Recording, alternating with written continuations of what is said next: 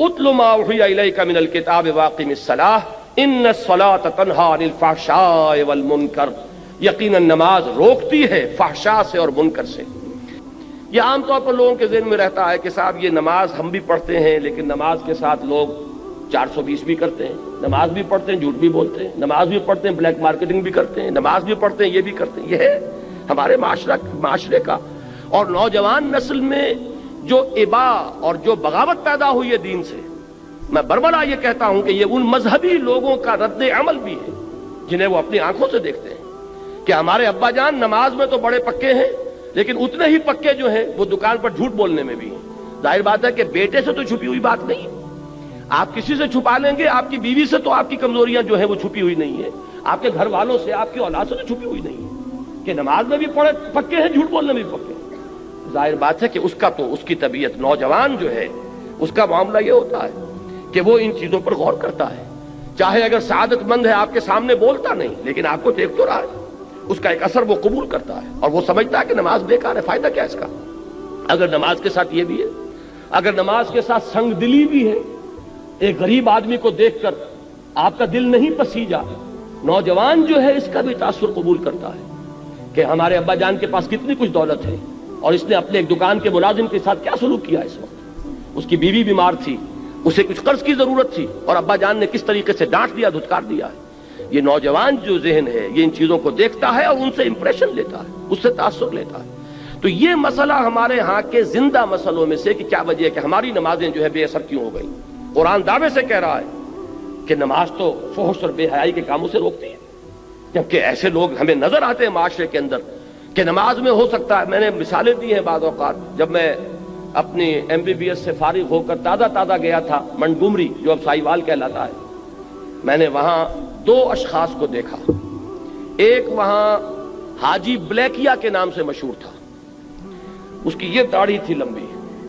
اور نہ صرف یہ کہ نماز میں 100%، بلکہ وہ خاصا آسودہ حال، کھاتا پیتا آدمی تھا، اس کے پاس ڈپو تھے اور ڈپو ہی میں بلیک ہوتی تھی، تو وہ اذان بھی خود جا کر دیتا تھا، 5 وقت کی اذان وہ شخص دیتا تھا۔ یعنی جہاں تک عبادت کا تعلق ہے، یہ ایک صاحب سائیوال کے بیٹھے ہوئے سر ہلا رہے ہیں، تو وہ ان کے ذہن میں وہ صاحب آ گئے ہوں گے، لیکن بہرحال میں کسی متعین شخص کو نہیں، میں تو ایک مثال کے طور پر آپ سے کہہ رہا ہوں کہ یہ ہمارے معاشرے کے اندر وہ حاجی بلیکیا جو ہے وہ نوجوان نسل پر اپنے اس دین کا کیا اثر قائم کر رہا ہے۔ اور اس کے ساتھ ہی بالکل پیرلل ایک حاجی رشوت تھے، وہاں وہ انکم ٹیکس کے اندر وہ انسپیکٹر تھے، ان کی بھی داڑھی بہت طویل اور نمازی بہت پکے، لیکن وہ خوب رشوت لیتے تھے خود بھی، اور رشوتیں دلواتے تھے مسجدوں کو بھی۔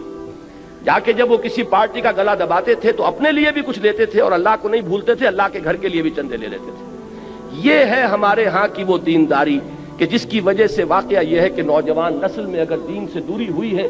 تو اس کے کچھ اسباب ہیں۔ اے باد صبا ہی ہمارے تست، یہ ہمارے اپنے کرتوت ہیں کہ جس کی وجہ سے نوجوان نسل میں بغاوت پیدا ہوئی ہے۔ وہ کیوں ہے؟ وہ اسی وجہ سے ہے کہ یہ نماز رہ گئی رسم اذاں، روح بلالی نہ رہی۔ پوری زندگی کے ساتھ اس کی کوئی کوآرڈینیشن نہیں ہے، اس کی کوئی مطابقت نہیں ہے۔ زندگی میں جو کچھ امنگیں ہیں، ارادے ہیں، جو ویلیوز ہیں، ویلیوز ان لائف، اس کا اس نماز کے ساتھ کوئی تعلق نہیں رہا۔ یہ ایک اپینڈکس ہے، یہ ایک ضمیمے کی حیثیت سے انسان کی زندگی کے اندر علیحدہ جڑی ہوئی شے ہے، اس کا اس کے اصل سیرت سے، اصل کردار سے کوئی تعلق نہیں۔ یہ وجہ ہے کہ یہ نماز وہ نماز نہیں ہے۔ ہمارا یہ حج 30 لاکھ افراد حج کر رہے ہوں، لیکن یہ کہ کوئی دنیا میں اس کا اثر، ہمارے ہاں سے اگر 1 لاکھ افراد حج کر کے آئیں